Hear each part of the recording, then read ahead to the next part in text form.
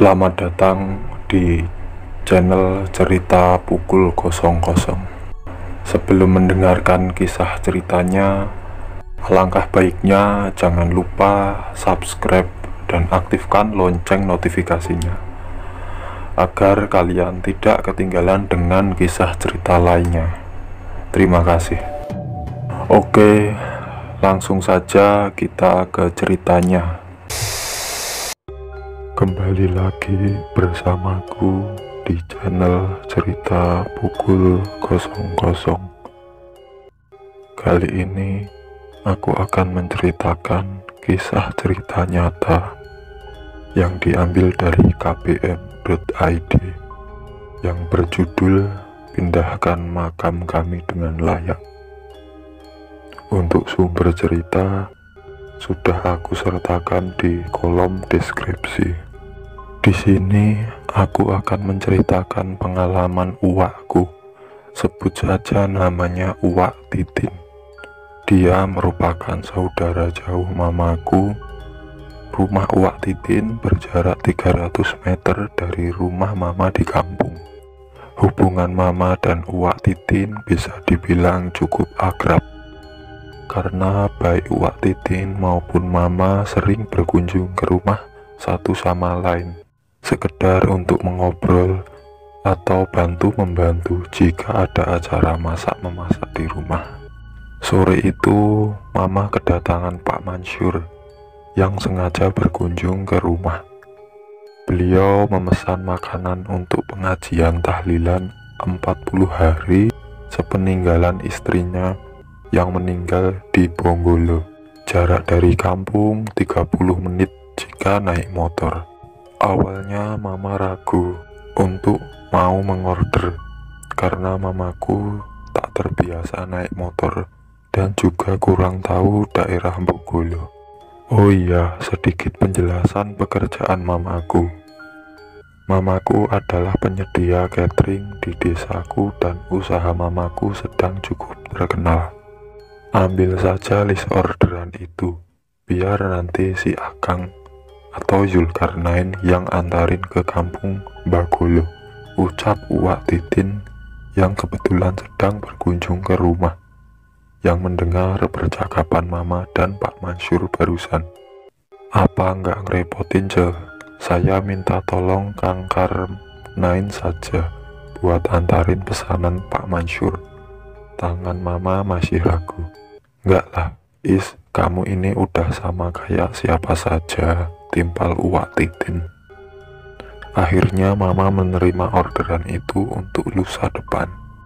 Singkat cerita, lusa hari kemudian semua makanan yang dipesan oleh Pak Mansur sudah siap.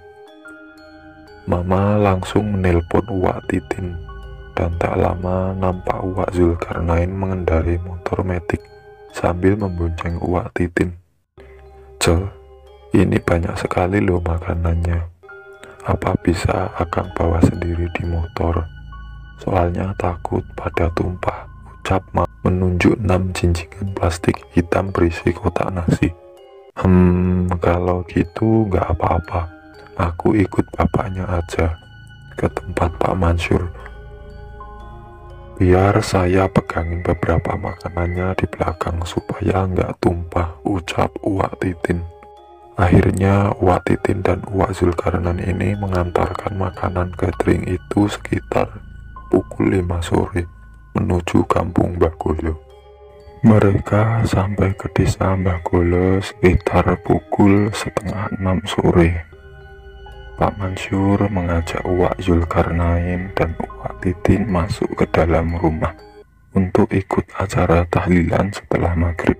"Bu, Pak, kalau pulang sekarang pasti akan keburu maghrib di jalan.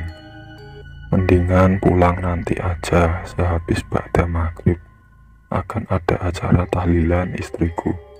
Setelah menimbang-nimbang, Uwak Titin dan Zulkarnain akhirnya setuju.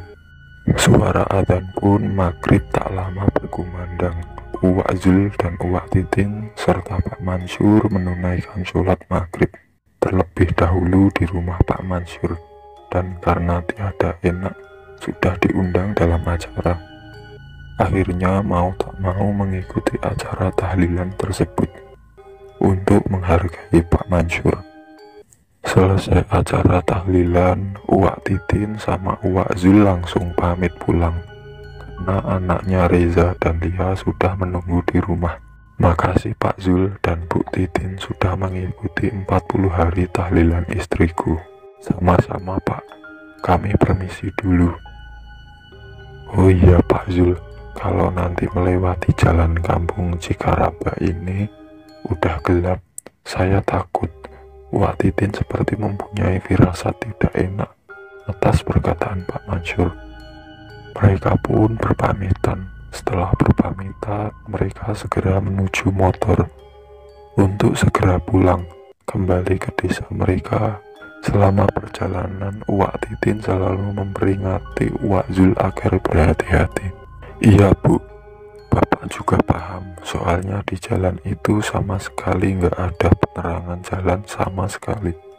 Takut Bapak sih, orang rampok motor Bu, kata Pak Zul ke istrinya. Bu, nanti rangkul pinggang Bapak aja, soalnya Bapak nanti agak ngebut bawa motornya sambil melajukan motornya. Motor Uwak Zul melaju dengan kecepatan tinggi saat melewati kampung perbatasan antara kampung Panggolo dan kampung Cikaraha. Tiba-tiba bles, seperti ada bayangan kucing hitam yang tiba-tiba menyeberang dan menabrak motor Uwak Zul. Astagfirullah Bapak, kita nabrak kucing Pak, coba berhenti Pak, teriak Uwak Titik kaget. Loh, apaan sih Bu? Loh Bapak nggak nabrak apa-apa. Juga kalau Bapak nabrak kucing pasti Bapak ngerasa Bu, sambil menghentikan motor di tengah jalan yang gelap. Bapak coba lihat aja dulu ke belakang kan. Kalau kita nabrak kucing atau hewan mau nggak mau kita harus tanggung jawab Pak, pinta Uwak Titin pada suaminya. Segera Uwak Zul turun dari motor dan mengecek sekitar 4 meter di sekeliling jalan yang tadi sudah dilewati motornya. Ya Allah Bapak, sini Pak, cepat, teriak Uwak Titin yang histeris dari atas motor. Uwak Zul langsung berbalik badan dan berlari mendekati Uwak Titin. Saat itu Uwak Zul berpikir jika ada begal yang mendekati. Bapak itu, Pak itu, tutur Uwak Titin sambil menutup matanya, sambil menuju ke arah pohon nangka besar di ujung jalan. Uwak Zul melihat ke arah yang ditunjuk istrinya. Uwak Zul sangat kaget saat melihat apa yang ditunjuk istrinya. Ia melihat sosok perempuan berambut panjang berdiri di sana. Dengan wajah pucat, ia sedang mengamati di balik pohon nangka besar sambil menyeringai. Astagfirullah ya Allah, teriak Uwak Zul yang melihat kuntilanak sedang berdiri menatap kepada mereka.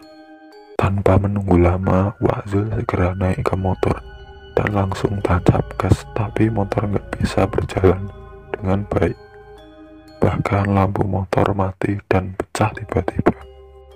Uwak Titin sampai mengumpat kuat-kuat karena kesal, tapi Uwak Zul memperingati agar Uwak Titin jangan takut. Setelah agak tenang, Uwak Zul mengajak istrinya membaca ayat kursi secara bersama-sama dengan nada yang keras. Tapi ketakutan lebih mereka rasa ketika sudah banyak seliwit putih berdiri tak jauh dari mereka. Semakin dia lihat, sosok mereka seperti pocong yang kira-kira berjumlah 10. Bu, pocong Bu, ayo Pak, coba gas lagi motornya Pak. Aku udah hampir pingsan karena ketakutan Pak. Tanpa menunggu lama, Pak Zul kembali menyalakan motornya dan akhirnya berhasil. Mereka pun segera meninggalkan tempat itu. Tapi belum juga beberapa menit, motor mereka kembali mati karena kehabisan bensin. Mau tak mau akhirnya Uwak Zul dan Uwak Titin mendorong motor mereka. Tapi selama perjalanan mereka tidak melihat ada kendaraan lain yang lewat. Kenapa jalanan ini begitu sepi ya Bu? Seperti tidak ada yang melewati jalanan ini. Tapi tiba-tiba mereka melihat ada orang yang berjalan ke arah mereka. "Bu, lihat ada orang, Bu." "Itu Pak." "Alhamdulillah ya Pak." Semakin lama sosok itu semakin mendekat, dan mereka melihat sosok itu kakek-kakek berjanggut putih panjang dan lebat, kepalanya ditutupi oleh topi jerami dan membawa jinjingan putih. Wak Titin segera melambaikan tangan agar sosok itu bisa melihat ke arah mereka. Kakek itu berjalan ke arah mereka sambil tertunduk. Setelah merasa dekat, Wak Zul mendekati kakek itu. Mereka terus berbicara, tapi kakek itu tak menjawab sepatah kata pun. Sampai Wak Zul kembali meminta tolong secara sopan. Akhirnya kakek itu menjawab mereka, "Baik Ju, asal cucu juga bisa membantu kakek memindahkan kuburan istri kakek dan kuburan cucu kakek."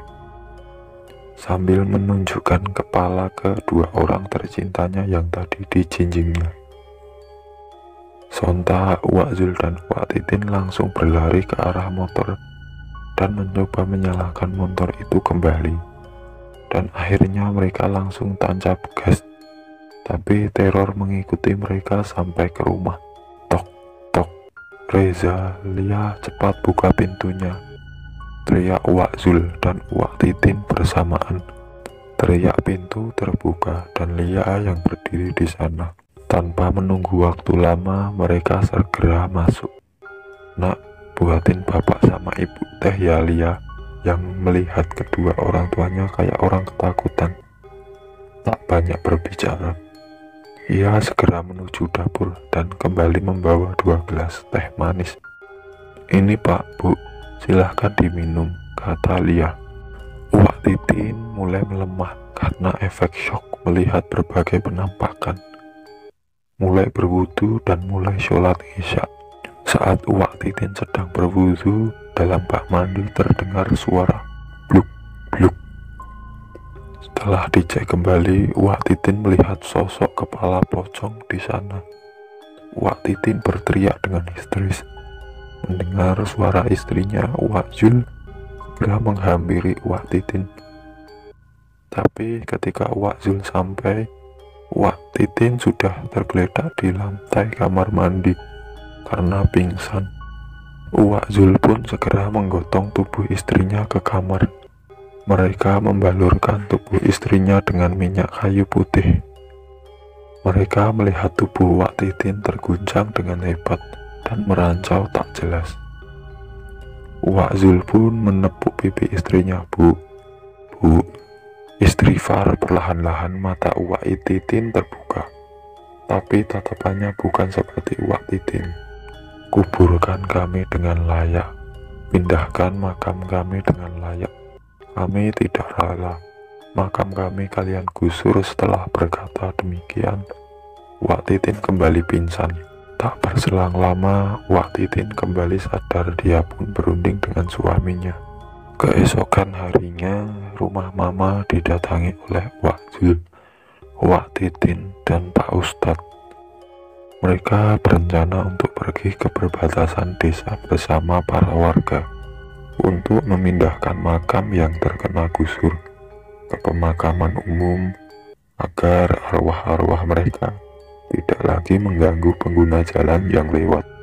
Setelah mereka memindahkan makam tersebut ke pemakaman umum, Wak Titin dan Wak Zul tak lagi mendengar adanya gangguan makhluk halus di jalan tersebut. Itulah kisah cerita horor nyata dan fiktif. Semoga dari kisah cerita ini kita bisa mengambil sisi positif dan membuang sisi negatifnya. Oke teman-teman, sekian dari kisah cerita ini. Semoga menghibur dan semoga cerita ini dapat menjadikan pelajaran berharga buat kalian. Jangan lupa subscribe, like, share, dan oke, terima kasih.